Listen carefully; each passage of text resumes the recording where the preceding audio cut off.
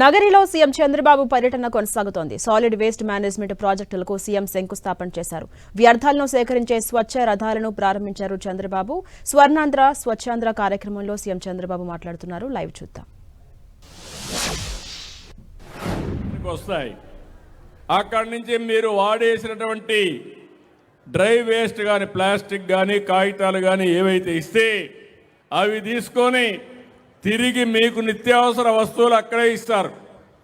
అంటే ఒకప్పుడు నేను చిన్నప్పుడు చూసేవాడిని, ఎవరన్నా మీ ఇంట్లో చెత్త ఉంటే వేస్ట్ ఉంటే ఇవ్వండి, మేము దానికి డబ్బులు ఇస్తామని వచ్చేవాళ్ళు.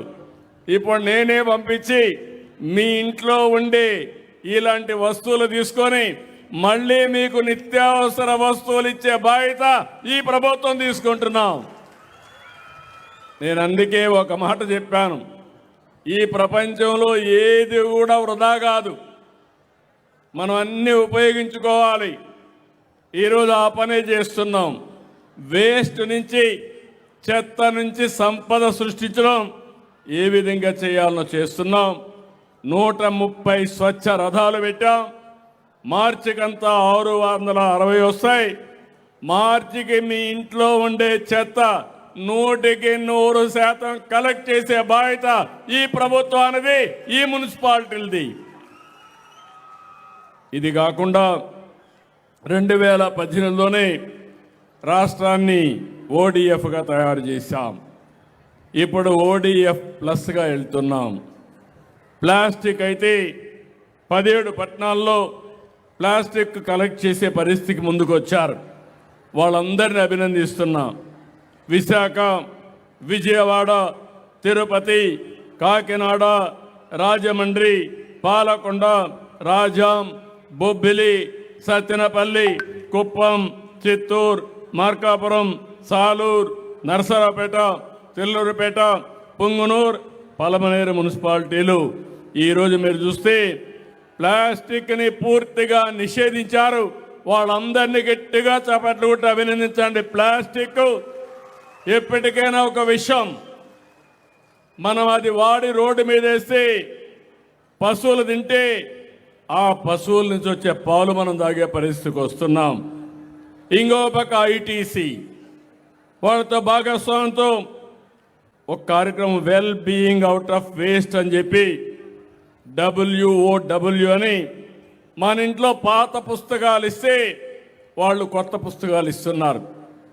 పిల్లలందరికీ ఇది చాలా ఉపయోగంగా ఉంటుంది. అంటే ₹1 ఖర్చు పెట్టే పని లేకుండా కొత్త పుస్తకాలు వచ్చే పరిస్థితికి వచ్చాయని చెప్పి కూడా నేను మీకు తెలియజేస్తున్నా. స్కూల్స్లో కొత్త కార్యక్రమం పెట్టాం. ముస్తాబు అనే ఒక కార్యక్రమం పెట్టాం. అక్కడ ఒక మిర్రర్ పెట్టాం. మీరు తల్లిదండ్రులు కూడా గుర్తుపెట్టుకోవాలి, మన పిల్లలు పరిశుభ్రంగా ఉండాలంటే, ఎలాంటి జబ్బులు రాకుండా ఉండాలంటే వాళ్ళల్లో కూడా చిన్నప్పటి నుంచే పరిశుభ్రాన్ని ఏ విధంగా మెయింటైన్ చేయాలని నేర్పించాల్సిన అవసరం ఉంది. తల సరిగా దువ్వుకోవడం, అద్దంలో చూసుకోవడం, భోంచేకి మునుపు చేయి కడుక్కోవడం, చేసిన తర్వాత చేయి కడుక్కోవడం, శుభ్రమైన బట్టలు వేసుకోవడం, మనం వాడే షూ కూడా కరెక్ట్గా వేసుకుంటే మన పిల్లల్లో నమ్మకం వస్తుంది. అందుకే రాష్ట్రం మొత్తం అంగన్వాడీలో కూడా ముస్తాబు కార్యక్రమం పెడితే బ్రహ్మాండంగా ఉందని అంగన్వాడీ టీచర్లు చెప్పే పరిస్థితికి వచ్చారు. ఈరోజు పేరెంట్స్ని కోరుతున్నా, తల్లిదండ్రులు కోరుతున్నా, మీ పిల్లలకి పరిశుభ్రత చిన్నప్పటి నుంచి నేర్పించే బాధ్యత తల్లిదండ్రులదని మరొక్కసారి విజ్ఞప్తి చేస్తున్నా. ఇంకో పక్క మనం అందరం కూడా ఎలక్ట్రానిక్ డివైస్ అన్నీ వాడుతున్నాం. ఈరోజు మీరు చూస్తే నేను ఫోన్ వాడతాం, టీవీలు వాడుతున్నాం, అనేక రకాలైన ఎలక్ట్రానిక్స్ వాడుతున్నాం. మళ్ళీ ఎక్కడంటే అక్కడ బారేస్తున్నాం. ఇది భూమిలో ఇంకడం లేదు. చాలా సమస్యలు వస్తున్నాయి. 47 పట్టణాల్లో 30 లక్షల ఈ వేస్ట్ని కలెక్ట్ చేస్తున్నారు. రేపు రాబోయే రోజుల్లో ఎక్కడికక్కడ 100% ఈ వేస్ట్ కలెక్ట్ చేసి దానివల్ల మీకు ప్రతిరూపంగా కొంత డబ్బులు కూడా ఇచ్చే కార్యక్రమాన్ని తీసుకొస్తాం. 13 నగరాల్లో రోడ్లన్నీ శుభ్రంగా చేయడానికి 71 భారీ స్వీపింగ్ మెషిన్లు తీసుకొస్తున్నాం. రోడ్లన్నీ మీరు గుర్తుపెట్టుకోవాలి, చెత్త క్లీన్ చేయడం ఒకటే కాదు, డస్ట్ కూడా ఉంటుంది, మట్టి ఉంటుంది. ఆ మట్టి మన లోపలికి వెళితే కాలక్రమేణా శ్వాస రోగాలు వచ్చే పరిస్థితి వస్తుంది. దాన్ని కూడా మనం ఆలోచించుకోవాల్సిన అవసరం ఉంది. నేను ఒకటే మిమ్మల్ని అందరినీ కోరుతున్నా, నేను ఎన్నిసార్లు చెప్పండి, నేనంటే బాగా అభిమానంగా ఉంటారు, కానీ నేను చెప్పింది మాత్రం కొంతమంది ఫాలో అవుతున్నారు. నేను మీ మంచి కోసం చెప్తున్నా, అందుకే గట్టిగా చెప్పండి. రాష్ట్రం మొత్తం 5 కోట్ల మంది కూడా ఫాలో అయితే నేను ఈ రాష్ట్రాన్ని నెంబర్ 1 రాష్ట్రంగా తొందరలోనే తయారు చేస్తాం. మీరు నాకేం డబ్బులు ఇవ్వాల్సిన పని లేదు, దీని మీద ఏం ట్యాక్స్లు ఇవ్వం. చెప్పింది అర్థం చేసుకొని ఇది మంచిదైతే అమలు చేస్తే, సహకారాన్ని అందిస్తే ఆటోమేటిక్గా జరుగుతుంది. ఇంకో పక్క మీరు ఒకసారి చూస్తే పట్టణాల్లో 108 మిలియన్ లీటర్లు మురుగునీరుంది. 23 పట్టణాల్లో 33 ప్లాంట్లు పెట్టాం. ఇంకొక 82 పెడతాం. ఇప్పుడే భానుగారు అడిగారు, మా దగ్గర మొత్తం ఇవన్నీ కూడా పుత్తూరు నగిరిలో పూర్తి చేయమన్నారు. నేను వారికి ఒకటే హామీ ఇస్తున్నా, తప్పకుండా 100% ఈ 2 మున్సిపాలిటీలో శానిటేషన్, రంగునీళ్లు కానీ డ్రైన్స్ కానీ పూర్తి చేసే బాధ్యత పరిశుభ్రమైన నగిరిగా, అదే మరి పుత్తూరుగా తయారు చేసే బాధ్యత తీసుకొస్తామని చెప్పి కూడా నేను మీకు తెలియజేస్తున్నా. ఇవి కాకుండా ఇంకొక పక్కన మీరు చూస్తే ఒకేసారి డబ్బులు లేవని గ్రామీణ ప్రాంతాల్లో మ్యాజిక్ డ్రైన్స్ కూడా ఇంట్రడ్యూస్ చేస్తున్నాం. మిత్రుడు పవన్ కళ్యాణ్ గారు పంచాయతీరాజ్ డిపార్ట్మెంట్ చూస్తున్నాడు. ఈరోజు ఒక పైలట్ చేశాం. 4 ఏళ్లలో 26,000 కిలోమీటర్లు మ్యాజిక్ డ్రైన్స్ చేసి గ్రామీణ ప్రాంతాల్లో మురుగునీటి సమస్య లేకుండా ఒక ఆదర్శంగా తయారు చేసే బాధ్యత మేము తీసుకొస్తామని చెప్పి కూడా నేను మీకు తెలియజేస్తున్నా. ఇప్పుడే మీరు చూస్తే హోమ్ కంపోస్టింగ్ పెరిగింది, కిచెన్ గార్డెన్లు వస్తున్నాయి, ఇంటిపైనే పంటలు పండించుకునే రోజు వస్తూ ఉంది. 2026 మార్చి నాటికి 10 లక్షల కుటుంబాల్లో ఆర్గానిక్ వేస్ట్ మేనేజ్మెంట్ని ఆచరించే ప్రోత్సాహం ఇస్తున్నాం. సర్క్యులర్ ఎకానమీలో మీరు చూస్తే అన్నీ కూడా రీసైక్లింగ్ చేసి యూజ్ అండ్ త్రో, అంటే పారేయడం కాకుండా యూజ్, రికవర్, రీయూజ్ అనే విధానానికి శ్రీకారం చుట్టాం. ఇలాంటి ఆలోచనలన్నీ కూడా ఈరోజు నేను ఒక విషయం చెప్తున్నాను. మీరు తాగే నీళ్లు స్వచ్ఛంగా ఉండే వరకు, మీరు పీల్చే గాలి స్వచ్ఛమైన గాలి పీల్చే వరకు, మీరు తినే తిండి ఆరోగ్యంగా ఉండే వరకు, కడాన మీ ఆలోచనలు కూడా స్వచ్ఛమైన ఆలోచనలు వచ్చే వరకు నేను మీకు అండగా ఉంటానని మరొక్కసారి హామీ ఇస్తున్నా. నిన్ననే దావోస్ నుంచి వచ్చా. మీరు కూడా గుర్తుపెట్టుకోవాలి, నేను పెరిగింది మీ అందరి కళ్ళ ముందరనే పెరిగా. చిత్తూరు జిల్లాలోనే పుట్టా, ఇక్కడే పెరిగా. తిరుపతిలో మీ మారిగానే నేను కూడా చదువుకున్నా, అంచెలంచెలుగా చదువుకున్నా. ఈరోజు రేపు 28కి 50 సంవత్సరాలు నా రాజకీయ ప్రస్థానం. అంటే 1978లో విద్యార్థిగా ఉండి యూనివర్సిటీ చదువుకుంటూ అక్కడే పోటీ చేశా. అక్కడి నుంచి అంచెలంచెలుగా ఎదుగుతూ ముందుకు పోయా. నేను 30 సంవత్సరాల నుంచి ఎవరో పోలా దావోస్కి నేను వెళ్ళా. నేను ఎప్పుడు మీకు ఒక మాట చెప్తాను, నేను అనునిత్యం విద్యార్థిని. మీరు ఒక విషయం చెప్తే ఆలోచిస్తాను, ఇంకొకరు ఒక విషయం చెప్తే ఆలోచిస్తాను, ఇంకో దేశంలో ఒక పని చేస్తే అది చూస్తాను.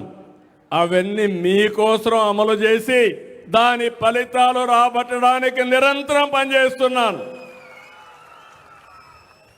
ఎక్కడో అమెరికాలో టెక్నాలజీ అంటే నేను ఆ రోజు ఆంధ్రప్రదేశ్లో అమలు చేస్తే ఈరోజు అందులో ఆ పాలసీ వల్ల హైదరాబాద్ ఎకానమీలో మోస్ట్ లివబుల్ సిటీగా నెంబర్ 1 సిటీగా తయారైంది.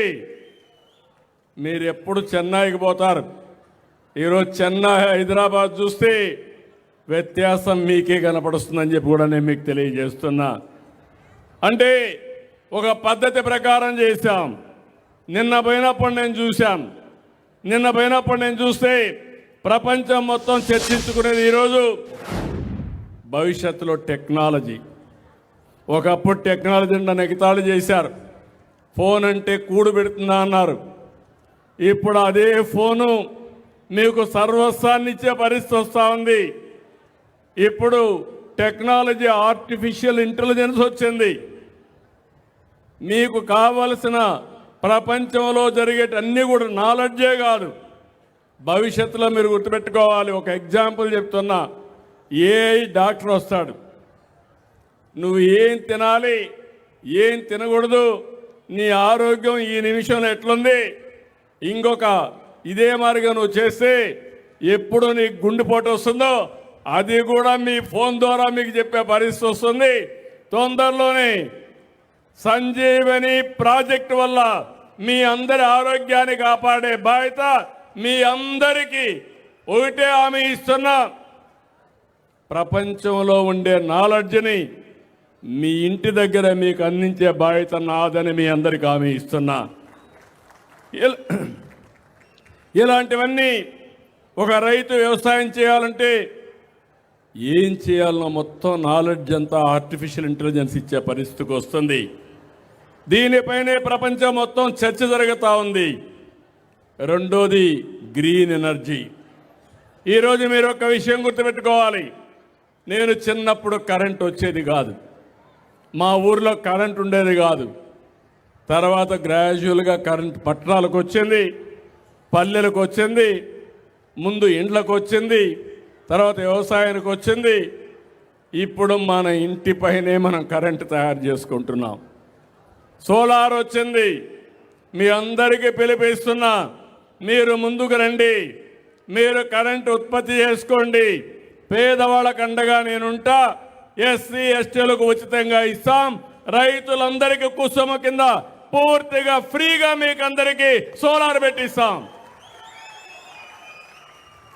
బీసీలకు అదనంగా గవర్నమెంట్ ఆఫ్ ఇండియా ఒక 2 మెగావాట్లకి 60,000 రూపాయలు ఇస్తే మనం ఒక 25,000 ఇచ్చి మొత్తం 70 నుంచి 95,000 రూపాయలు మీకు సబ్సిడీ ఇస్తాం. ఒకసారి మీరు పెట్టుకుంటే ఇంకెప్పటికి కూడా కరెంటు కొనే పరిస్థితి ఉండదు. మీకు ఎక్కువ ఉంటే మీరు గ్రిడ్కి ఇవ్వండి, మళ్ళీ మీకు కావాలంటే మీరు తీసుకోండి, మీ మీటరే చెప్పేస్తుంది ఎంత మీరు వాడుకున్నారు, ఎంత డిపార్ట్మెంట్కి ఇచ్చారు. మళ్ళా ఎప్పుడు కావాలంటే అప్పుడు వాడుకుంటే మీరు ఎక్కువ ఇస్తే మీకు డబ్బులు వస్తుంది, లేకుంటే మీరు వాడుకుంటే వాడుకున్న మోతాదులో కట్టే పరిస్థితికి వస్తుంది. ఈరోజు మీరు గుర్తుపెట్టుకోవాలి, ఒకప్పుడు కరెంట్ ఎక్కడో వైర్లో వచ్చేది. ఇప్పుడు కరెంట్ అంతా కూడా తయారు చేసి గ్రీన్ హైడ్రోజన్ అమోనియా తయారు చేసి మనం ఎక్స్పోర్ట్ చేసే పరిస్థితికి వస్తున్నాం. ఇది పెద్ద మార్పు అని చెప్పి నేను మీకు తెలియజేస్తున్నా. ఇది ప్రపంచం అంతా మాట్లాడుకునే పరిస్థితి వచ్చింది. రెండోది మీరు ఒకసారి చూస్తే, మూడోది నేచురల్ ఫార్మింగ్, ప్రకృతి సేద్యం. దగ్గర 20 లక్షల ఎకరాల్లో 20 లక్షల మంది రైతులు ప్రకృతి సేద్యం చేసే ఏకైక రాష్ట్రం ఈ ప్రపంచంలో ఆంధ్రప్రదేశ్ రాష్ట్రం. మీ ఆరోగ్యం బాగుపడుతుంది, మీ భూములు ఇంప్రూవ్ అవుతాయి. ఈరోజు నేను చూశాను, నిన్న ఒక రిపోర్ట్ వచ్చింది, గ్రౌండ్ వాటర్ క్వాలిటీ రిపోర్టు. దేశమంతా చేశారు, మన రాష్ట్రంలో కూడా చేశారు. మన రాష్ట్రంలో మీరు చూస్తే సెలైనిటీ దగ్గర దగ్గర 9.7% భూముల్లో సెలైనిటీ ఉంది. ఫ్లోరైడ్ 8.99% ఫ్లోరైడ్ ఉంది. నైట్రేట్ 24% ఉంది. నేను చూసేవాడిని ముఖ్యమంత్రిగా. ఆ రోజు నల్గొండ జిల్లా ఫ్లోరైడ్ ఎక్కువ ఉండేది. అక్కడ నీళ్లు ఉండేటివి కాదు. భగవంతుడు మమ్మల్ని బాగా అన్ని అవయవాలతో పుట్టిస్తే ఆ నీళ్లు తాగి వికలాంగులుగా తయారయ్యేవాళ్ళు, నడవలేకపోయేవారు. ఎన్నో సమస్యలు వచ్చాయి. అవన్నీ పరిష్కారం చేశాం. ఇప్పుడు కానీ నేను చెప్పిన పనులన్నీ మనం చేస్తే ఫ్లోరైడ్ అనే మాటే ఉండదు. రెండవది నైట్రేట్. నైట్రేట్ కూడా ఎందుకు వస్తుందంటే మనం తాగే నీళ్లు ఎరువులన్నీ వేస్తున్నాం. అంటే యూరియా వేస్తున్నాం, కెమికల్ ఫెర్టిలైజర్స్ వాడుతున్నాం. అవి భూమిలో ఇంకుతున్నాయి. వర్షాలు వచ్చినప్పుడు మొత్తం భూమి నుంచి భూగర్భ జలాల్లో ఒక ప్రాంతం నుంచి ఇంకో ప్రాంతానికి వెళ్తూ ఉంది. ఆ నీళ్ళే మనం తాగుతున్నాం. అవి తాగితే క్యాన్సర్ వస్తూ ఉంది. క్యాన్సర్ రోజు రోజుకు పెరుగుతూ ఉంది. ఫ్యాక్టరీ పొల్యూషన్ వల్ల, లేకుంటే మనం తాగే నీళ్ళ వల్ల, మనం తినే తిండి వల్ల క్యాన్సర్ వచ్చే పరిస్థితి వస్తూ ఉంది. సముద్రం పక్కన సెలైనిటీ వస్తూ ఉంది. నేను ఇవన్నీ కూడా ఆలోచించి శాశ్వతంగా పరిష్కారం చేయడానికి ఒక ప్రణాళిక తయారు చేస్తా. పూర్తిగా సహకరించే బాధ్యత మీరు తీసుకోవాల్సిందిగా నేను మిమ్మల్ని అందరినీ కోరుతున్నా. ఇవి నేను దావోసు పోయినప్పుడు నేను చూసిన కొన్ని సత్యాలు, అక్కడ చర్చించుకునే విధానాలు.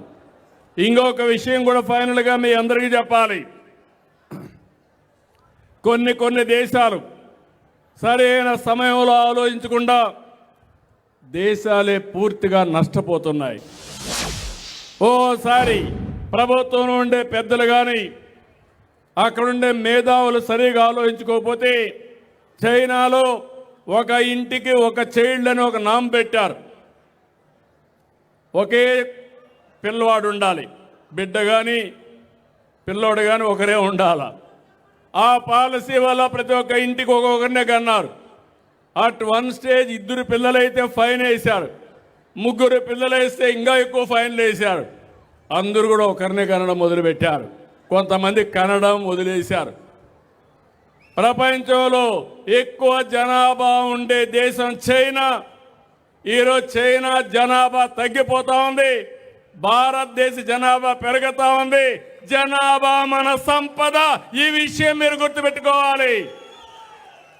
ఒక్క చైనా కాదు, తొందరలో పాలసీ తీసుకొస్తా.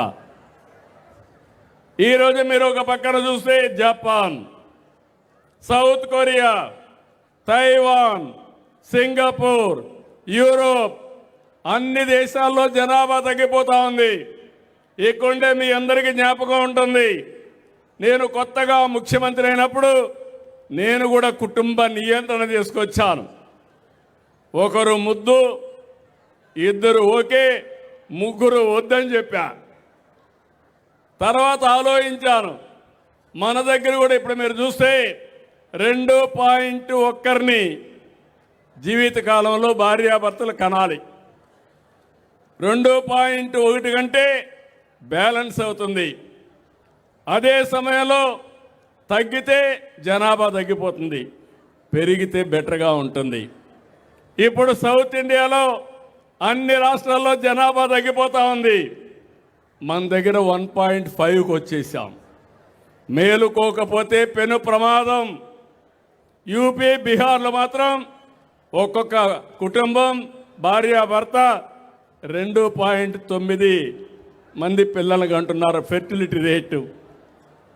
అంటే దీన్ని బట్టి మీరు గుర్తుపెట్టుకోవాల్సింది, అది చూసిన తర్వాత ఒకప్పుడు పంచాయతీ ఎలక్షన్లో పోటీ చేయడానికి అర్హత లేదని చట్టాన్ని తీసుకొచ్చాను.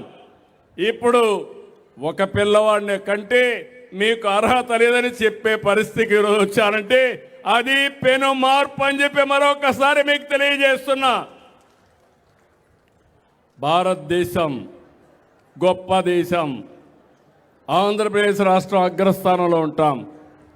జనాభా ఎక్కువ ఉంటే ప్రపంచంలో జనాభా లేదు కాబట్టి మన దేశం నుంచి విదేశాలకు పోయి అక్కడ కూడా పనిచేసి డబ్బులు సంపాదించే పరిస్థితి వస్తుంది. అంటే సరైన సమయంలో నేను ఒకసారి నిర్ణయం తీసుకుంటున్నాను. ఆ రోజు నేనే నిర్ణయం తీసుకున్నాను, కుటుంబ నియంత్రణ. ఇప్పుడు మళ్ళీ పాపులేషన్ మేనేజ్మెంట్ కూడా నేనే తీసుకుంటున్నానంటే అలాంటి నిర్ణయాలు చేయకపోతే నష్టపోయేది సమాజం, నష్టపోయేది రాష్ట్రం, ఈ దేశం. అలాంటివి ప్రపంచంలో జరిగాయని చెప్పి కూడా నేను మీకు తెలియజేస్తున్నా. ఇవి అయిన తర్వాత ఈరోజు ఒక్కసారి మీరు చూస్తే నాకు కూడా వారసత్వంగా కొన్ని సమస్యలు వచ్చాయి. మీరు గుర్తుపెట్టుకోవాలి, 2024 ఎన్నికల ముందు ఈ రాష్ట్రం అతలాకుతలం అయిపోయింది. ఎన్ని ఇబ్బందులు ఉన్నాయో అన్ని ఇబ్బందులు వచ్చాయి. మాట్లాడాలంటే మాట్లాడేవాళ్ళు కాదు, కడాన నవ్వాలంటే కూడా నవ్వేవాళ్ళు కాదు. అంటే భయంకరమైన పరిపాలన. కడాన నాలాంటి వాడికి కూడా ఒక సాయంత్రం వచ్చి అరెస్ట్ చేసి జైల్లో పెట్టేశారంటే ఇంకా మామూలు వాళ్ళ పరిస్థితి ఏంటో చెప్పాలా. ఎందుకంటే ముందు చెప్తే కోర్టు పోతే స్టే ఇస్తారు కాబట్టి నోటీసు కూడా ఇవ్వకుండా అరెస్ట్ చేసేశారు. రాష్ట్రంలో ఒక రాక్షస పాలన, ఒక సైకో పాలన జరిగింది. పోరాడాం. నేను, మా మిత్రుడు పవన్ కళ్యాణ్ గారు సంయుక్తంగా ఆలోచించాం. నరేంద్ర మోడీ గారు సహకరించారు. 3 పార్టీలు కలిసి కూటమి పెట్టాం. ఒకే మాట చెప్పాం, ఈ రాష్ట్రాన్ని బాగు చేసే బాధ్యత మా భుజస్కంధాల పైన పెట్టుకుంటామని మీకు ఒక హామీ ఇచ్చాం. మీరు కూడా బ్రహ్మాండంగా స్పందించారు. నేను రాజకీయాల్లో 78 నుంచి ఉన్నాను, కానీ మొట్టమొదటిసారిగా పెట్టిన అభ్యర్థులందరినీ గెలిపించారు. ఎంతమందిని పెడితే 94% అభ్యర్థుల్ని గెలిపించిన ఏకైక రాష్ట్రం ఆంధ్రప్రదేశ్ రాష్ట్రం. అక్కడి నుంచి అంచెలంచెలుగా ఆలోచించాం. సంక్షేమాన్ని సూపర్ 6ని సూపర్ హిట్ చేశాం. అభివృద్ధి పరిగెత్తిస్తున్నాం. ఎప్పుడు కూడా నేను చాలాసార్లు సీఎం అయ్యాను, కానీ ఈసారి చేసినంత అభివృద్ధి నా జీవితంలో ఎప్పుడూ చేయలేదు. 18 నెలల్లో 20 లక్షల కోట్ల రూపాయలు పెట్టుబడులు వచ్చాయి. భారతదేశంలో ఇన్ని రాష్ట్రాలుంటే 25% పెట్టుబడులు ఒక ఆంధ్రప్రదేశ్కి వచ్చాయంటే అది ఈ రాష్ట్రంలో ఒక సుపరిపాలన ఉంది. అయితే ఈరోజు మళ్ళా మాట్లాడుతున్నారు, ఆ పార్టీని ఒకటి అడుగుతున్నా, మీ అందరూ చెప్పాలి, ఇళ్లలో చర్చించుకోవాలి.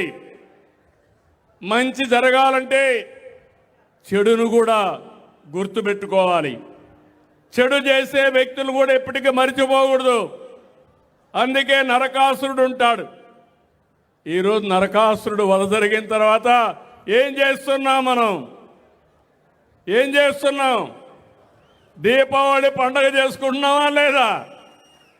ఎందుకు దీపావళి పండుగ చేసుకుంటున్నాం? చెడుని ఒకసారి గుర్తుపెట్టుకొని మంచిని మళ్ళా చేయడానికి, ముందుకు పోవడానికి చేస్తున్నాం. ప్రతి సంవత్సరం సంక్రాంతి సందర్భంలో మన పెద్దల్ని గుర్తుపెట్టుకోవడానికి మనం వాళ్ళకి నివాళులు, పెద్ద పండుగ రోజున పూజలు చేస్తున్నావా లేదా? చేస్తున్నావా లేదా? చేస్తున్నా అంటే చేతులు పైకెత్తండి. గుర్తున్నాయా అని మిమ్మల్ని అడుగుతున్నా. ఇవన్నీ గుర్తుంటే మీరు కూడా గుర్తుపెట్టుకోవాలి. ఇప్పుడు రాష్ట్రం అనేది, ప్రభుత్వం అనేది సమర్థవంతంగా పనిచేసి మీ జీవితాల్లో పెను మార్పులు వస్తాయి. ఒక ఉదాహరణ, 5 ఏళ్లలో 32,000 కోట్ల రూపాయలు కరెంటు ఛార్జీలు పెంచారు. ఆ వ్యవస్థలో 1,20,000 కోట్ల రూపాయలు అప్పులు చేశారు. అవినీతి జరిగింది, అసమర్థత పెరిగింది. భారత్